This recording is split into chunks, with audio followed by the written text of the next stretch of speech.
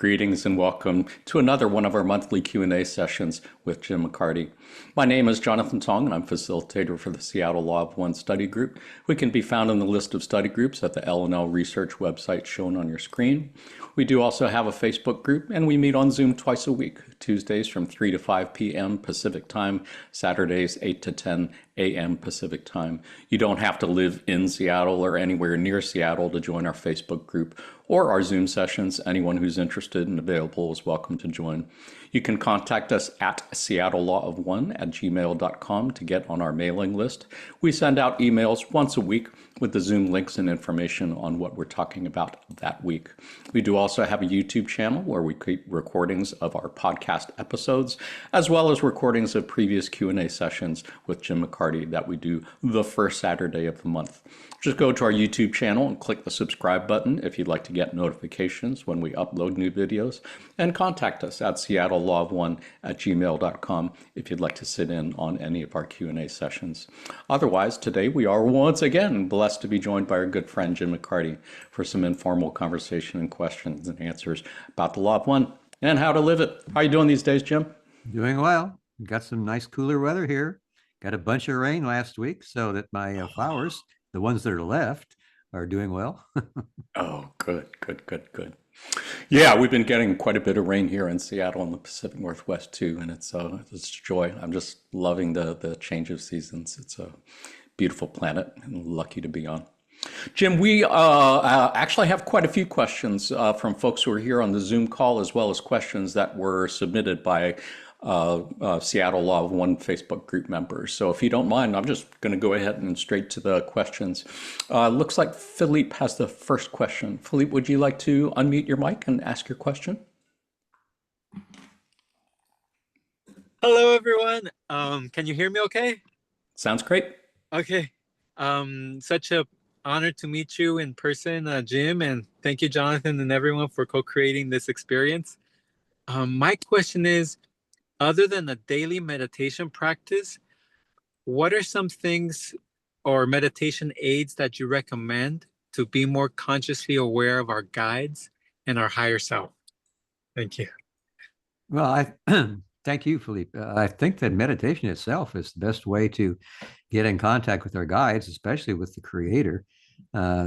Frequently, Ra would refer to the Creator as that still small voice within.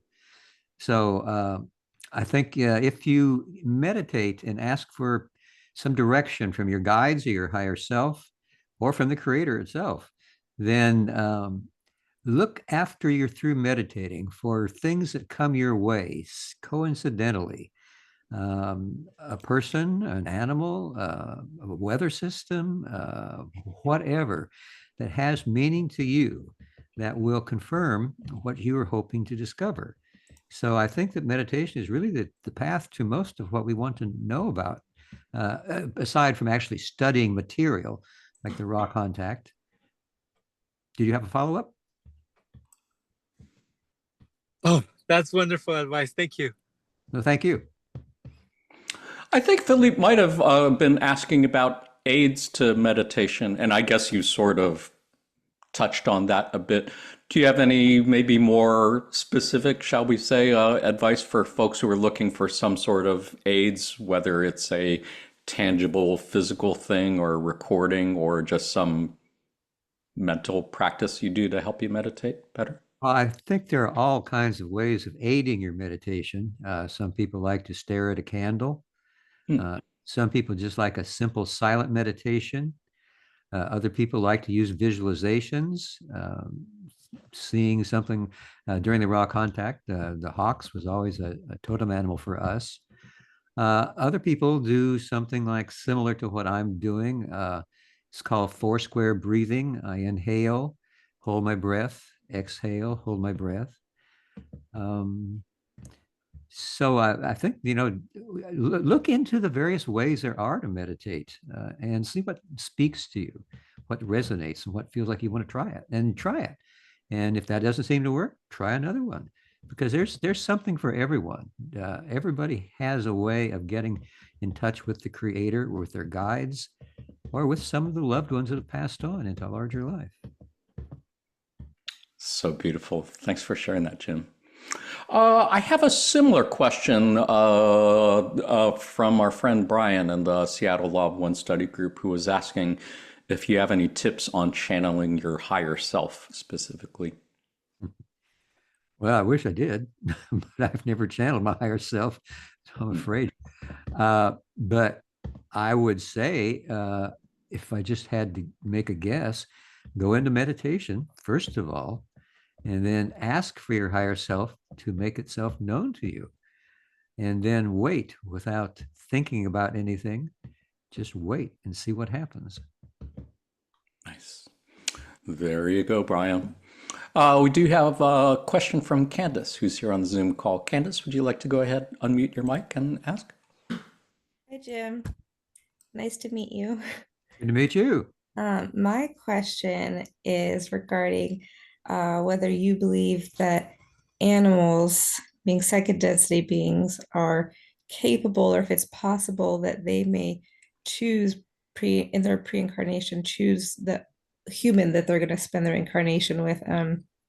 I ask because I have such a strong bond with my dog. I was going to show you her. She's right here sleeping.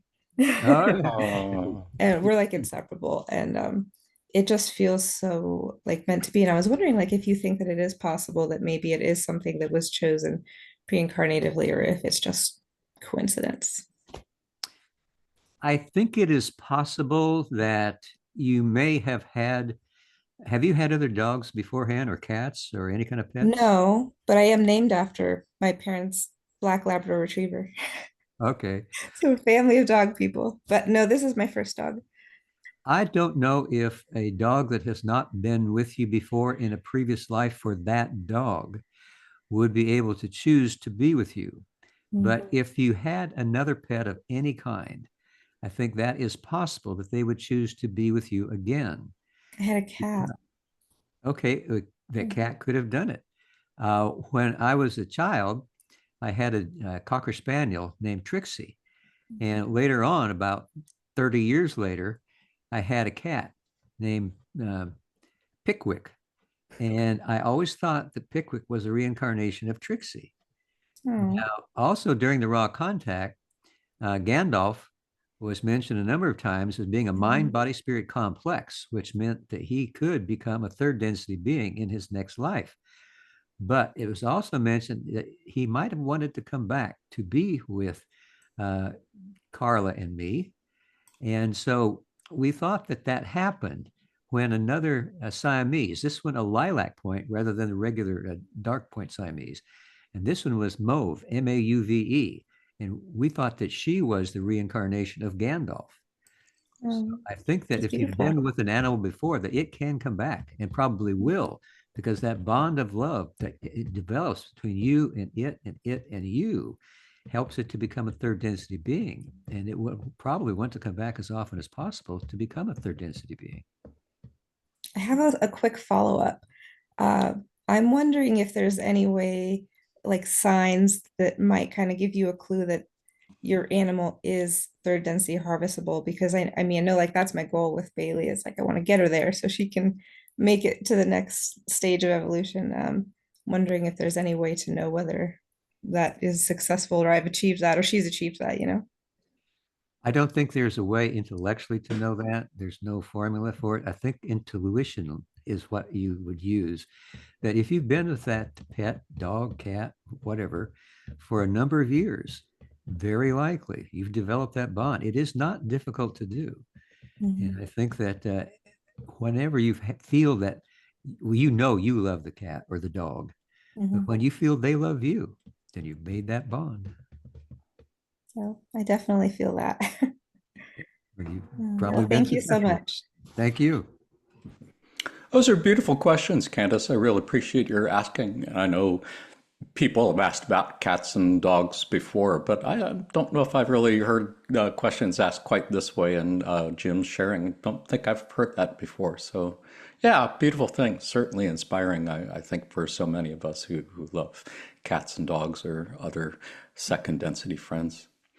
Let's see. I'm not seeing any other questions in the chat window. So folks on the Zoom call, if you have questions to ask, go ahead, put them in the chat window. Otherwise, Ashley Brent just put a question in. Would you like to unmute your mic and ask? Sure, thanks. All right. Hi, Jim. Let me go back to my question. Hello.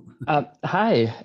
Does Ra suggest that it is aware that the infinite creator is changing? And if so, what is the character of that change?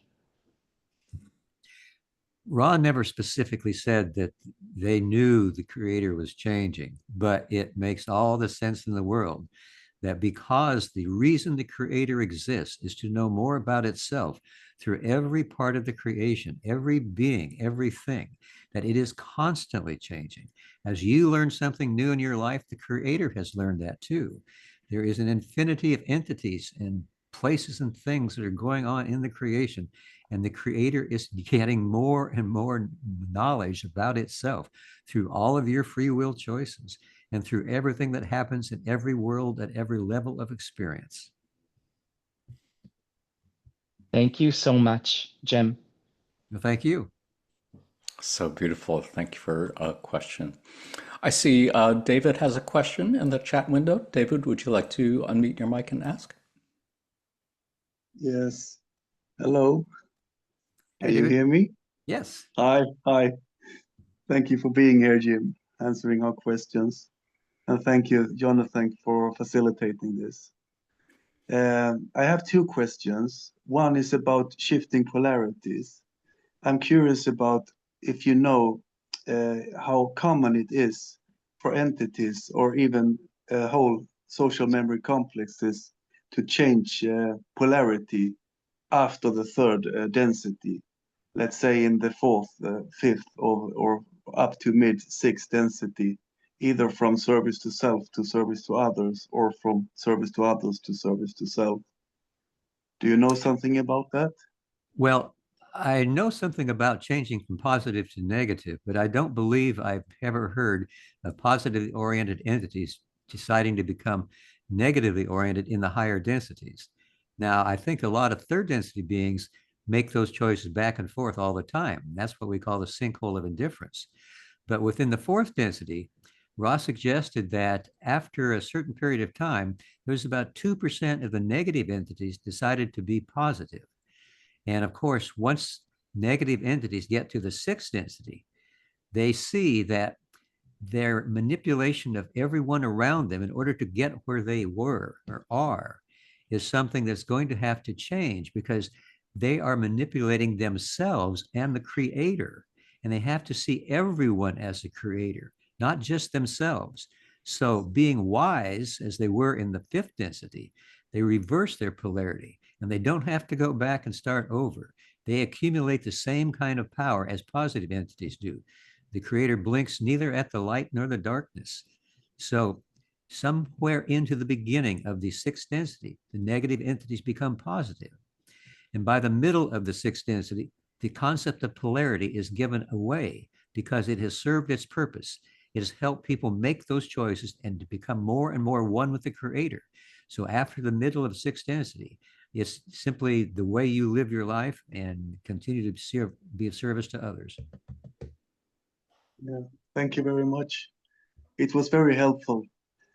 I just have to little follow up it because it's the one thing that I've thought about quite a bit. But if we are wise enough to understand in third density that eventually all will be service to others, how come service to self entities don't apply that wisdom until much later in the higher densities?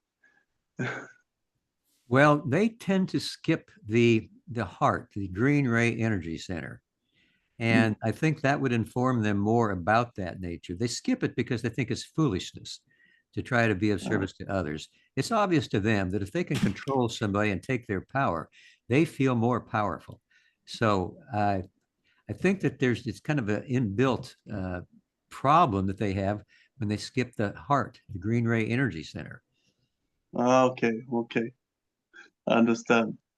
And I just have another question also about wanderers. I'm also curious if you know if there are wanderers from higher densities to other higher densities. Let's say a fifth density wanderer that comes into fourth density, or is it just in our third density that wanderers appears? Well, honestly, I don't know if the higher densities, sixth or fifth, would go into fourth. I mean, I imagine they would, but I don't think there would be the same ability to be of service as there is if they come into the third density, because we have so many problems here that are dividing us and keeping us from knowing that we are one with the Creator. So they can be more of service to others. And by being here, that they are called the brothers and sisters of sorrow. So by being of service to us, they help themselves as well. So I think that probably the great majority of wanderers that come here are from the higher densities. And Ross suggested most of them are sixth density wanderers because to come back here is sometimes a difficult thing to do. And it takes a great deal of what Ra called foolhardiness or bravery. And the lower density, like the fourth, might not quite have the energy to do that, but some do. And probably the one most well known is Jesus Christ, a fourth density wanderer that was here to show us that life is eternal and we do not truly die. Thank you so much, Jim. Thank you.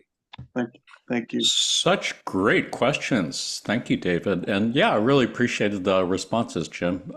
As always, you've sort of spoken about this stuff before, but it's always different. Every time you answer the same question, it comes out a little bit different, and there's different shades and aspects that I see that I hadn't heard before. So actually, I have a couple of follow-up questions of my own then, because I know you said, and I think it is understood, that on the service to self path, entities have to basically bypass the green ray heart chakra of unconditional love for others in order to go straight on to service to self in fourth density. But I'm wondering if planet Earth is already vibrating and fully in fourth density, which means there really isn't much third density light left, and we're in fourth density light. And there are obviously service to self entities on the planet who are indeed trying to graduate to fourth density or maybe beyond. Is it possible that in some way they are still enjoying the vibrations of fourth density light in terms of unconditional love for self, as opposed to applying it to unconditional love to others? Meaning they can love themselves unconditionally, no matter how cruel, no matter how horrific the things are that they inflict on others, they still love themselves unconditionally. Do you think there's some truth to that? Oh, yeah, definitely. I don't think that's a problem at all. So does that mean there's any sort of engagement with a green ray heart chakra, but in a service to self sense, as opposed to a service to others sense? Now, you're talking about fourth density negative in fourth density negative or fifth density negative in third density? I think I'm talking about incarnated third density entities who seem to be able to enjoy fourth density vibrations of unconditional love as applied to service to self as opposed to service to others while still here in third density. Well, I think they could use the power of the fourth density vibrations to continue being of service to self and use it in their own way, just like they use their daily round of activities to control others. Fair enough. Makes sense. Yeah, fascinating concept for sure. There was something also that David asked about that I don't think I heard you speak to, and that is when we're talking about switching polarities from service to self, service to others, or vice versa, I think we're usually thinking of it in terms of an individual entity. Does it apply to social memory complexes? Can an entire social memory complex decide to change polarity as well? Yes. Yeah. They have social memory complexes. They have the power structure, but they're still a social memory complex. They don't usually go off on their own, except sometimes in fifth density, Right. where they're very compacted. And they don't see any reason to even hang out with their own kind because they've already manipulated them as far as they can. Indeed. Yeah. Well, so then the entities who switch polarity somewhere, in fourth or fifth density, they were members of a service to self social memory complex, but they basically left the complex in order to switch polarity. Is that? Apparently, we didn't get a lot of information on that. We just got the figure that of the fourth density negative entities, at some point in fourth density, 2% of them switch and become positively oriented. Indeed.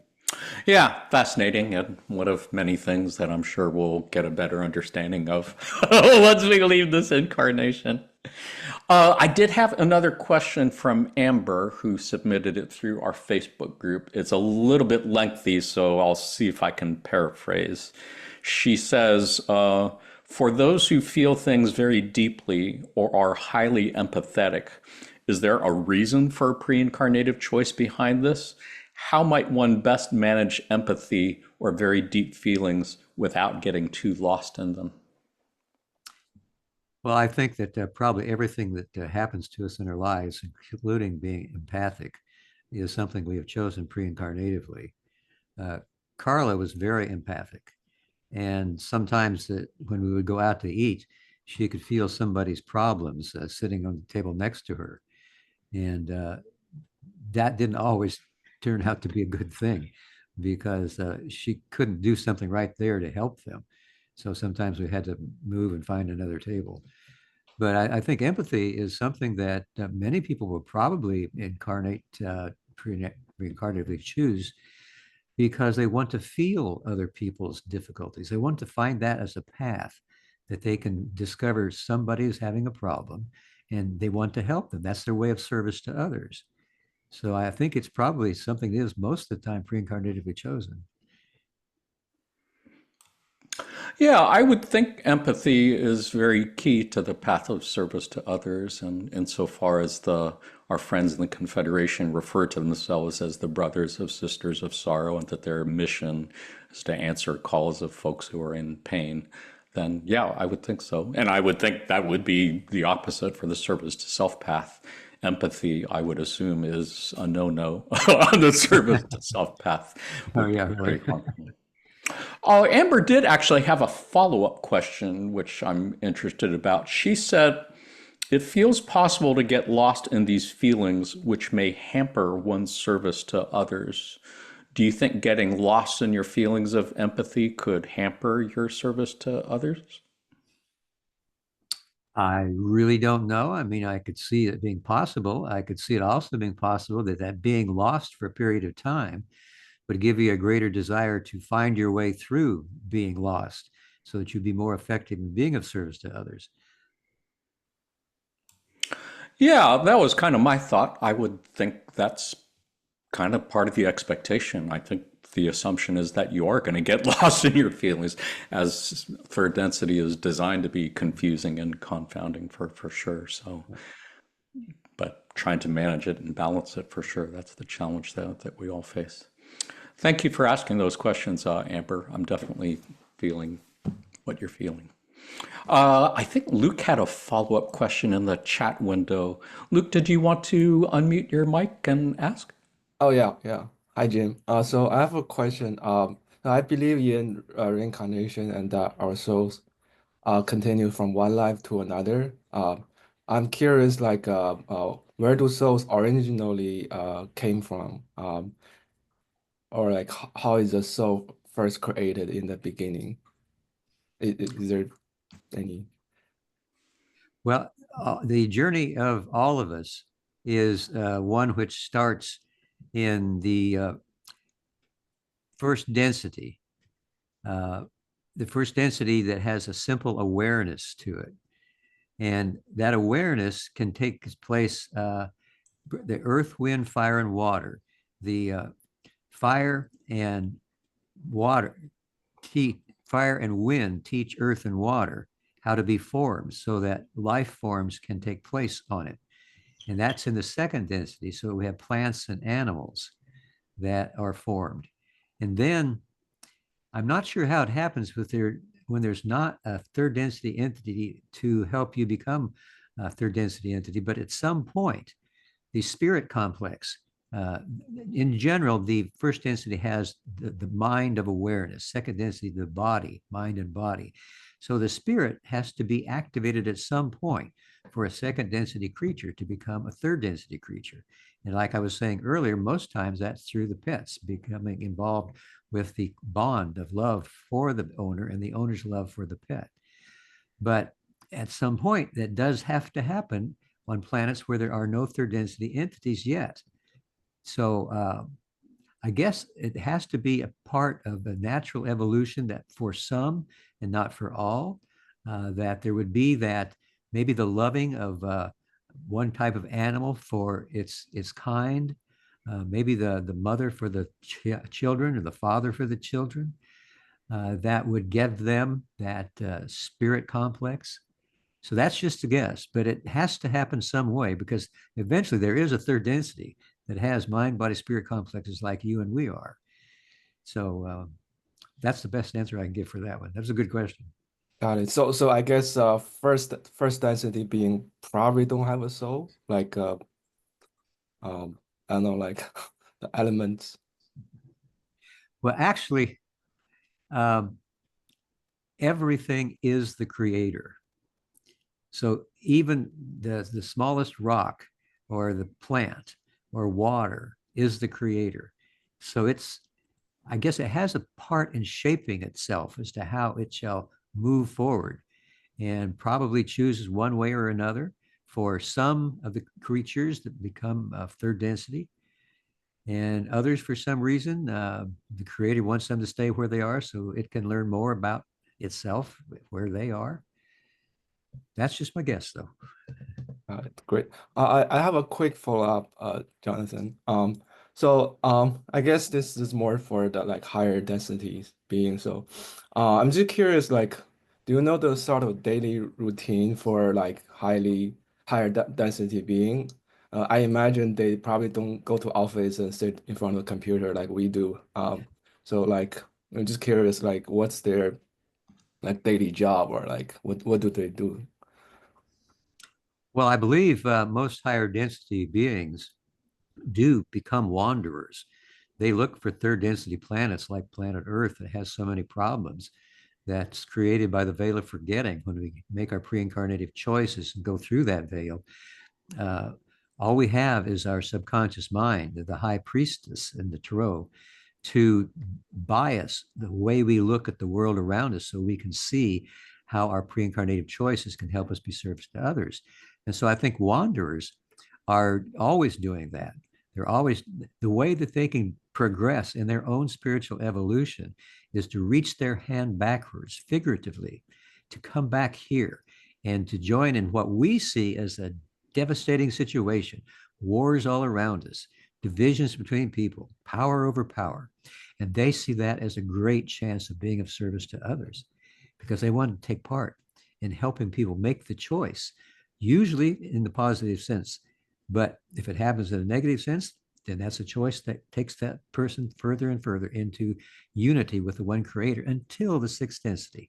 Then they do it as positive entities. Awesome, great. Thanks for the answers. Thank you. Great questions, Luke. I have to admit that I've never really thought of that question. And Jim, I think I might ask for a clarification. You might have answered this, but I might have been busy looking ahead to the next question that I might have missed it. If I understand it correctly, Luke was originally asking like how are souls created in the first place? And I think you were explaining how, consciousness evolves from first density elements to second density plants and animals to third density humans and cetaceans or whatever. And I think the understanding is that it is somewhere around the end of third density, second density, or beginning of third density that those life forms become enspirited, in which case they become a mind-body-spirit complex as opposed to just a mind-body complex. So my question is, if the spirit wasn't there in first density or second density and it doesn't enter a body until third density, where did that spirit come from in the first place? How was it created in the first place? Well, that's a good question. It's how is the spirit created when a pet becomes a third density being? It's still the pet does get inspirited. So Yeah. So, I mean, like, where was it before then? If there are all sorts of disincarnated souls waiting for a third density body to incarnate into, how were those souls created in the first place? Where were they before that? Well, I mean, I guess obviously they were in third density bodies once they had started third density, but where were they in first and second density? How were they formed in the first place? that's a good question. Good. I mean, Because they I have think to- that's what Luke was asking. And I was like, damn, that's a good question. That never occurred to me. And it's like, Yeah, I they have no have- idea. And yeah. They I'm come glad from you don't somewhere. either. Mysteries of life. Great questions, Luke. Thank you so much. And really enjoying this. I don't think I saw any other questions in the chat window, so I'm going to go back to the ones that were submitted. This one is from Jim. Jim and I had a fairly lengthy discussion about this on our Facebook page, and it took me a while to understand what exactly he was asking, where he was coming from. So I'm not going to be able to read you everything that he wrote, but I'll try to read enough of it to get a sense of where he's coming from. Jim, that's the name of the person who submitted the question, says, I have been meditating lately on the role and necessity of the negative path at this level of creation, and the intuition that keeps arising is how it is perhaps the stabilizing feature that allows the formation of societies and cultures, while a purely positive manifestation would be far more difficult to sustain for any period of what we perceive as time, as all is accepted and there's no reason to grasp to life, to raise or care for children, or indeed strive for anything. It is often easy to be saddened or disheartened by the service to self energy as we perceive the more extreme manifestations of it. But this intuition for my mind makes it easier to accept and love that service to self energy as it illustrates how it comes to be of service of all in the end. Any thoughts on that? Well, in the beginning of the creation, in our Milky Way galaxy, and I imagine in other galaxies as well, there was only positive polarity. And everyone knew that they were the creator. So there was no reason to try to do anything to change that. It seemed to be perfect, although they still knew that there was a higher density. They just couldn't figure out how to get there. So some of the logoi of different galaxies got together and decided that if they put the veil of forgetting between the conscious and the unconscious mind, then there would only be just this little hint within the deep subconscious mind that there was a path to choose. Because with that veil, it's not obvious. There is a path to choose. And many people do not know there's a path to choose, and they are in what we call the sinkhole of indifference. So it's just like a coincidence that bringing the possibility of negative polarity into the realization of the third density beings gave the chance for everybody to polarize their consciousness one way or the other so they could get out of that rut of knowing they were a creator for positive entities and make the choice on their own. And that has a more powerful effect upon the mind, body, spirit complex. And it does the same thing for the negative entities. So by welcoming the negative entities and that choice of polarity into the beingness of every third density planet, everyone has a chance of making that choice one way or the other. Beautiful.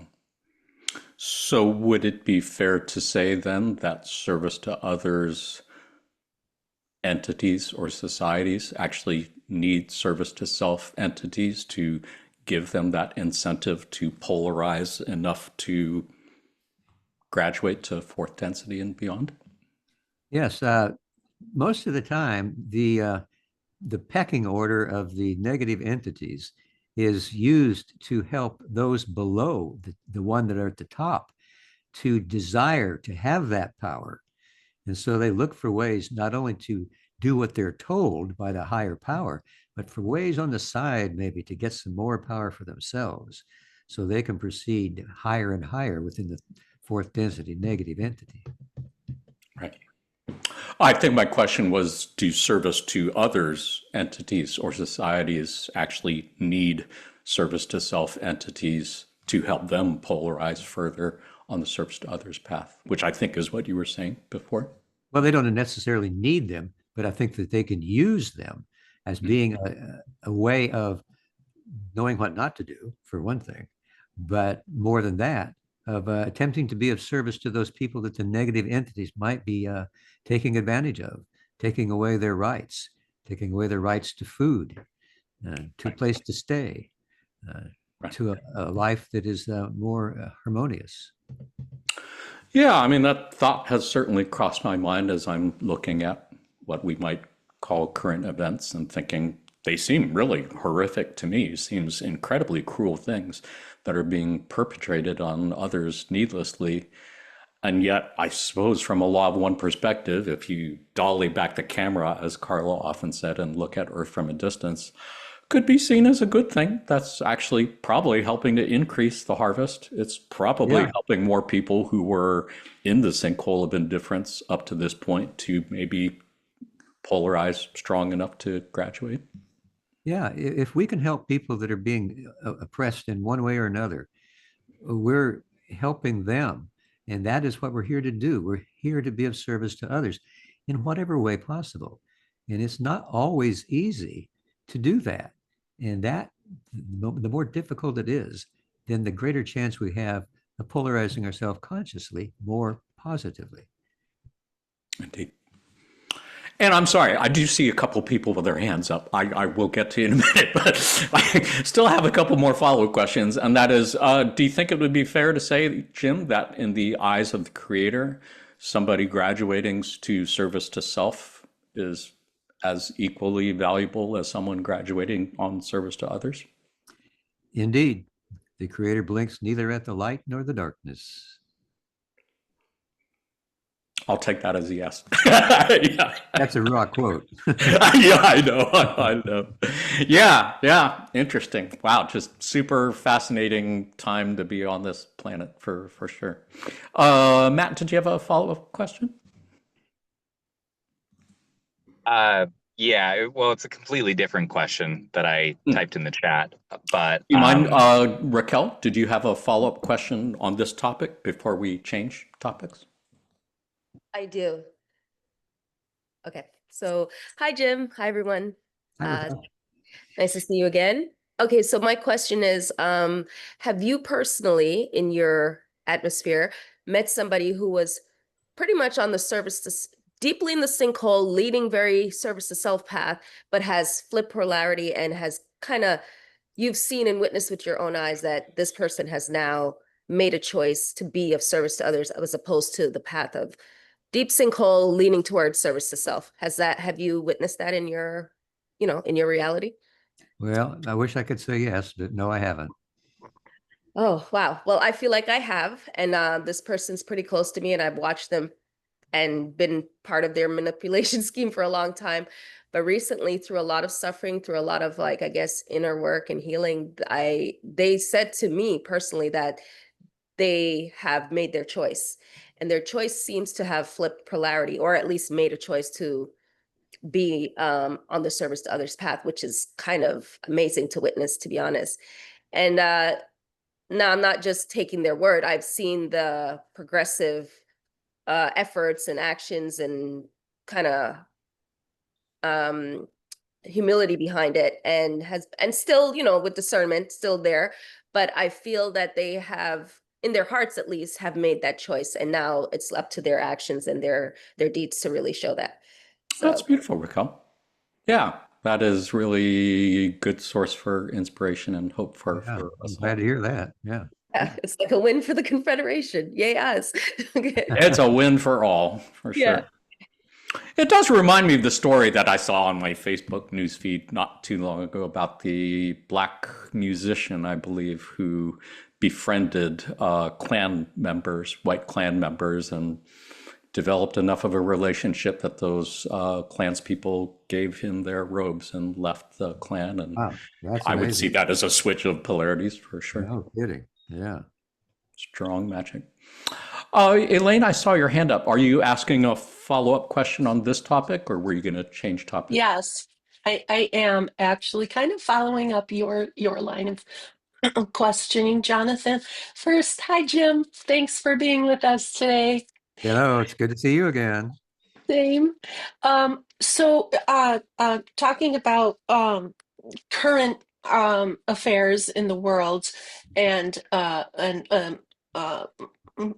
switching of polarization. So, Jim, in the channeling sessions prior to Ra, Hatan and Latui make a lot of references to those of Hatan being away with the leaders of those people whom you call Russians and the Chinese to envision a more spiritual view. And they go on to say that they were met with a resounding rebuff and that their efforts were unsuccessful. So, my question is, do you think that the Confederation might be making these same type of efforts today towards the current world leaders? I'm hoping that this is the case. I don't know that because, we don't have any channels to let us know that right now. And I'm really not sure how Hatan was able to do that, but I know what you're referring to. And I thought it was very inspiring that they were making that effort, even though they got rebuffed. So I think the Confederation, maybe not just through wanderers, but through whatever kind of contact they had with the Russians or the Chinese or anyone else. I'm not, maybe they were working with their intuition, maybe with their subconscious minds. I really don't know, but I'm glad they were doing it. And I hope that they're still doing it. Yes, me too. Okay, thank you so much, Jim. Thank you. I appreciate it. I hope they're working on this country too. That'd be nice. Give them some good dreams or something, or some good books or TV shows or synchronicities. All for that. Matt, thank you for waiting so long. Did you have a question you wanted to ask? Would you like to unmute your mic? Yeah, I do have a question. So thanks for, this is my first time in this group. My friend Dan invited me, and we've had a lot of deep conversations about the law of one. And it's fascinating to me, but it resonates very, very strongly. And so I've been just diving deep into the material, and I wanted to ask about the higher self. So in some of the Quo channeling and material that that Jim and Carla were a part of, basically, how can we best connect with our higher self in the sixth density, in the sixth density, and how can we kind of know what is guiding us on the path? Because I personally believe that all paths are good paths, even the paths of suffering, which I've been through my fair share of that. That's been a part of my spiritual awakening. So really the question is, how can we best connect to our higher self in the sixth density, and really just kind of be doing that on a daily basis, Jim? Well, I think, again, meditation is probably the way to do that. If you would set your intention before you meditate to make contact with your higher self in some form. Sometimes the contact can be in images, maybe words, maybe thoughts that are too deep for words and you need to use your intuition on them.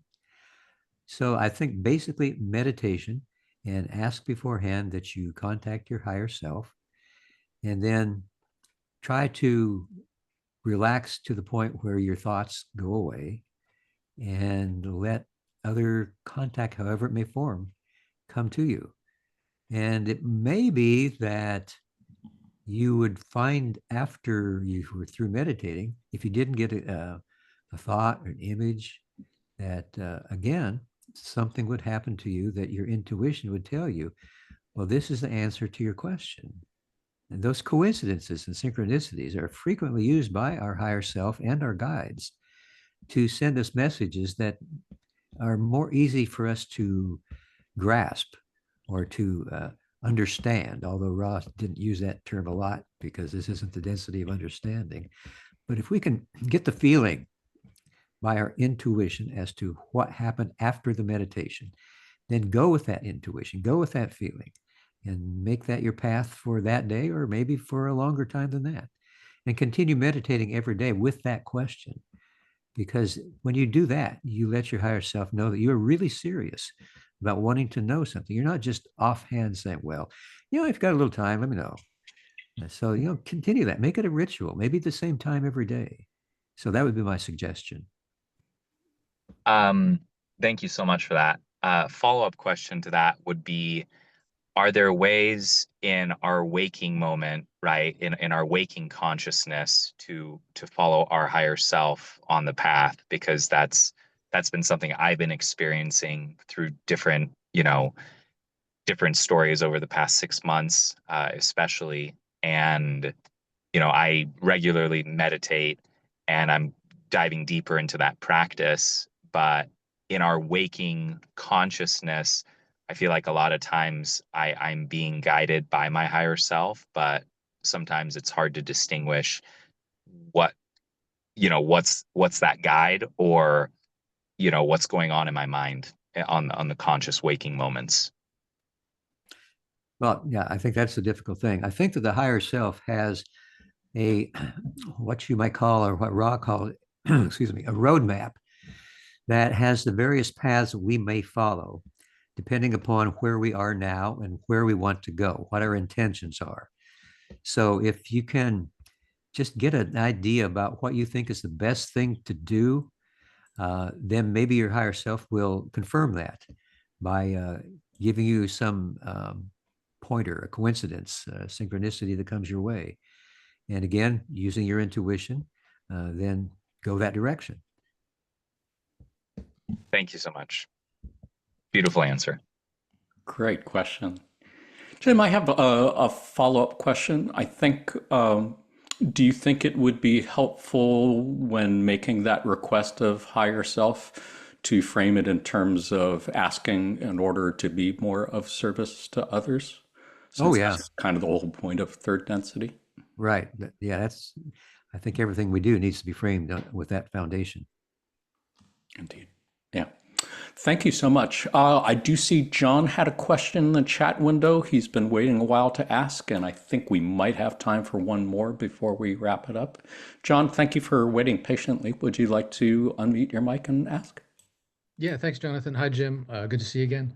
Kind of continuing on what some of these questions have been talking about, as we are collectively moving into a fourth density planet, obviously we're seeing a lot of negative polarity behavior. It just seems to be more prevalent and more extreme.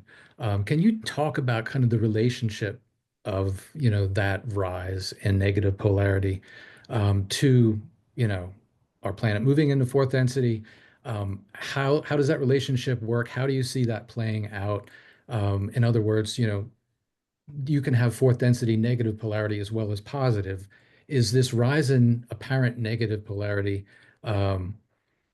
is it kind of like the dying, death throes of negative polarity on this planet, or is it more of positive and negative are each kind of moving into the next level of power, and this is just kind of how it's playing out? I guess it's like, what should we expect?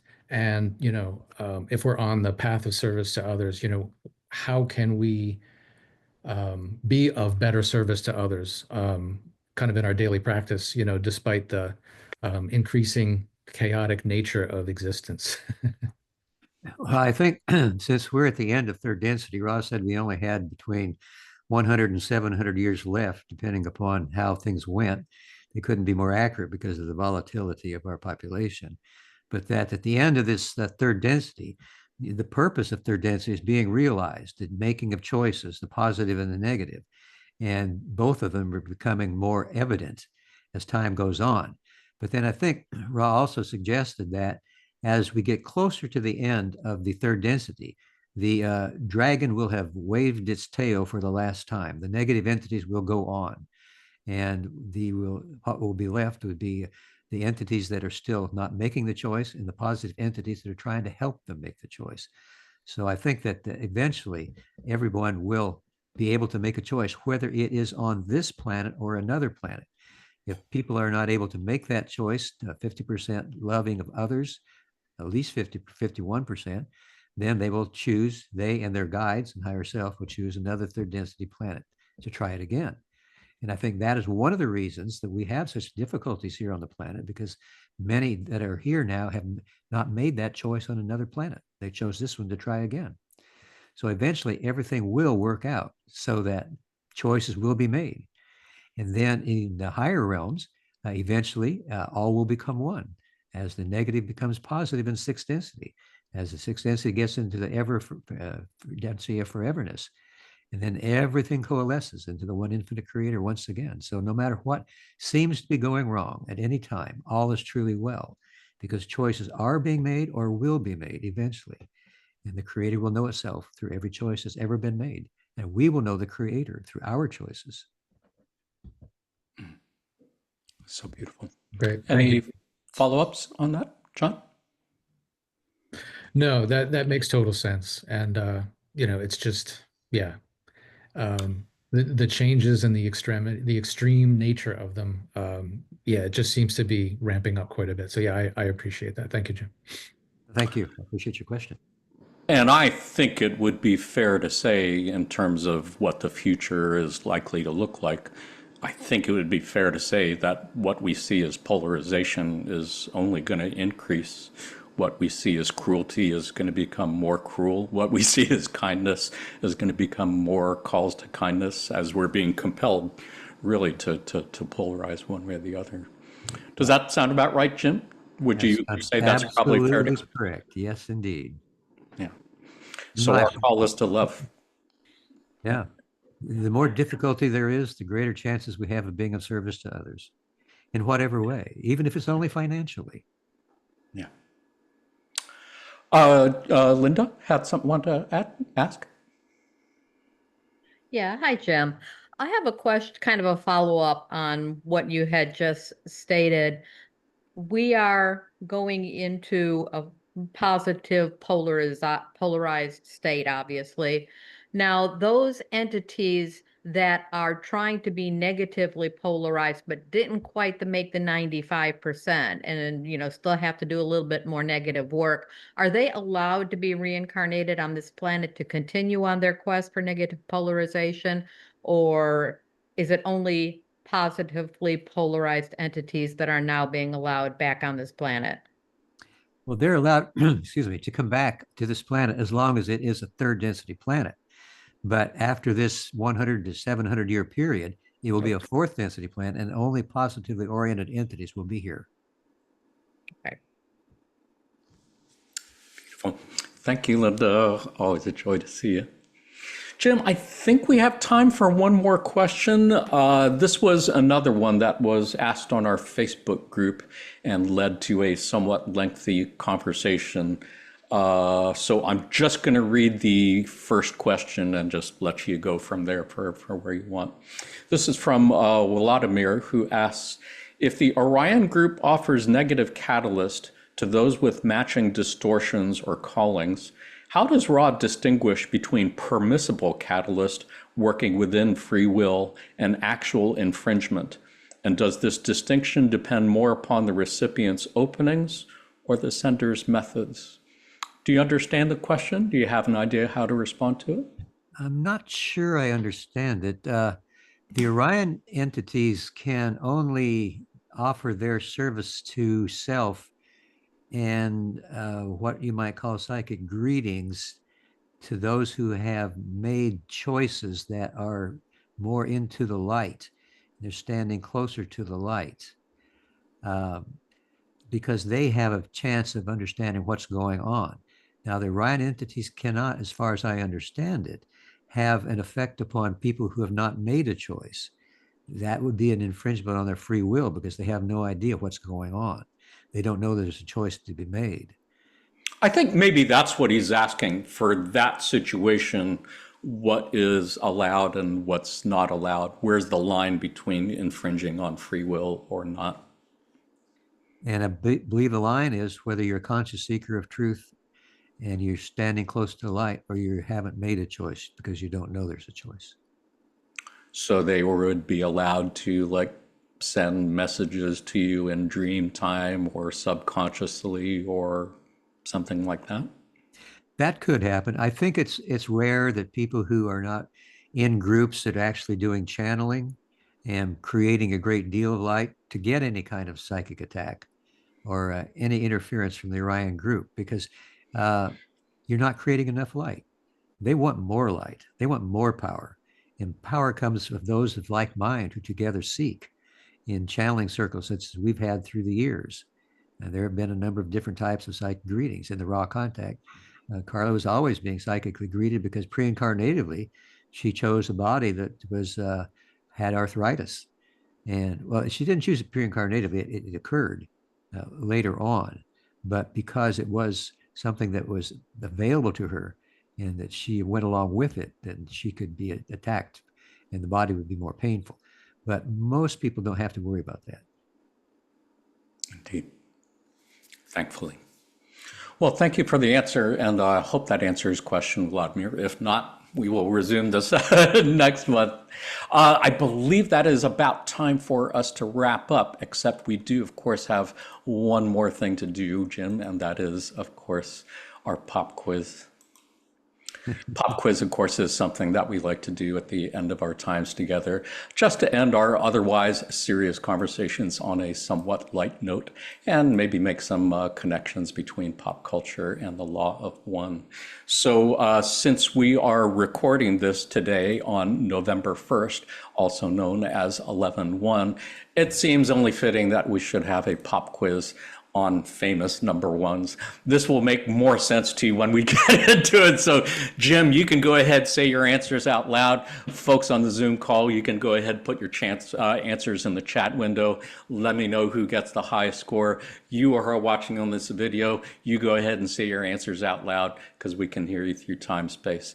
Jim, your first question is this. Which of the following is the #1 best-selling album of all time?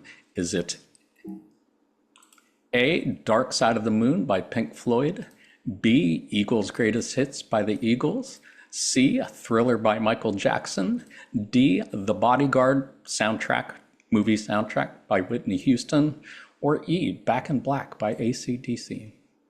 Do you know any or all of those albums? I know the groups. I don't necessarily know the albums, but I would probably have to go with the Eagles' Greatest Hits, B. Nice. Good guess. Believe it or not, these are the top 5 best-selling albums. I didn't put them in order, but those are, in fact, the top 5. And Michael Jackson, Thriller, probably not surprising to Michael Jackson fans, is indeed #1. AC/DC, #2. #3, Whitney Houston, Bodyguard. I never would have guessed that in a million years, but yeah. I guess there is that one song on that album that for sure hit a lot of people. And Dark Side of the Moon, #4, and Eagles, #5. So you're in the top 5, Chip, let's say. Well, I couldn't help but be in the top 5. Yeah. Do you know the Dark Side of the Moon album by Pink Floyd? Is that one you remember, familiar with at all? I've heard of it, but I don't know the songs on it. I wasn't a Pink Floyd fan. Oh. I was a Michael Jackson fan. Oh, no. Oh, I didn't know that. Yeah. The Man in the Mirror, was that one of your favorite songs? Yeah. I know a lot of folks in the Law of One community have recommended that song to me. I love Dark Side of the Moon. I was a big fan of Pink Floyd, and back when album covers were like artwork, that was definitely an iconic album cover. Let's try your second question. Which of the following is the #1 highest grossing movie of all time? Is it A, Titanic, B, Avatar, C, Avengers Endgame, D, Star Wars A New Hope, the original first Star Wars movie, or E, Gone with the Wind? Well, I guess I'll go with Star Wars D. Nice, good guess. Were you using the Force to help you on that one? I did say you can ask your higher self for help on this if you want. You could ask Quo for help on this one if you want, but that might be a little too specific for them. Yeah. Correct answer is, believe it or not, Gone with the Wind. This is adjusted for inflation. I did not mention that part, but adjusted for inflation. Yeah, apparently Gone with the Wind first, Wow. Avatar second, Titanic third, Star Wars fourth, and Avengers Endgame fifth. Did you ever see Gone in the Wind? No, that was before my time.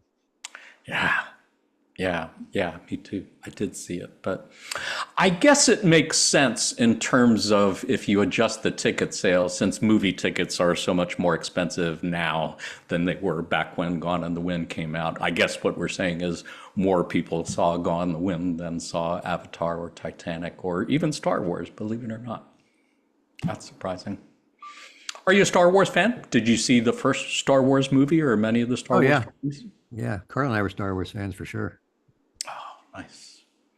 Did you see all of them? I think there's been 9 movies and countless spin-offs. I don't know if we saw them all. We saw quite a few of them, though. Nice. Yeah, such a beautiful metaphor for Law of One with light and dark and empire and all that kind of stuff. I think it's actually come up in channeling sessions more than a couple of times. Could search it. All right, let's see how you do on the last one, my friend. You're going 0 for 2 so far. I'm batting 0. You're coming in with a pretty high batting average, as I recall. You're going at least 300, which is that's excellent by baseball standards. How about this one? Which of the following is the #1 most watched network TV series finale of all time? Is it A, MASH, B, Friends, C, Seinfeld, D, Cheers, or E, The Fugitive? A, MASH. Final guess? Yep. You want to use a lifeline? You telling me I'm wrong? No, I'm saying you got it right. You did it again. That is it. You're still maintaining your batting average of 300. Yeah, indeed. MASH was first, and that was a long time ago, followed by Cheers, and then The Fugitive. I don't know where the hell that came from, but Fugitive is #3, and Seinfeld 4th, and Friends 5th. Yeah. Carl and I like to watch MASH. It was a beautiful show, wasn't it? Yeah.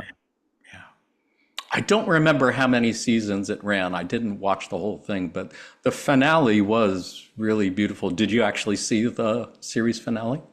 I believe we did. Yeah. Yeah, beautiful.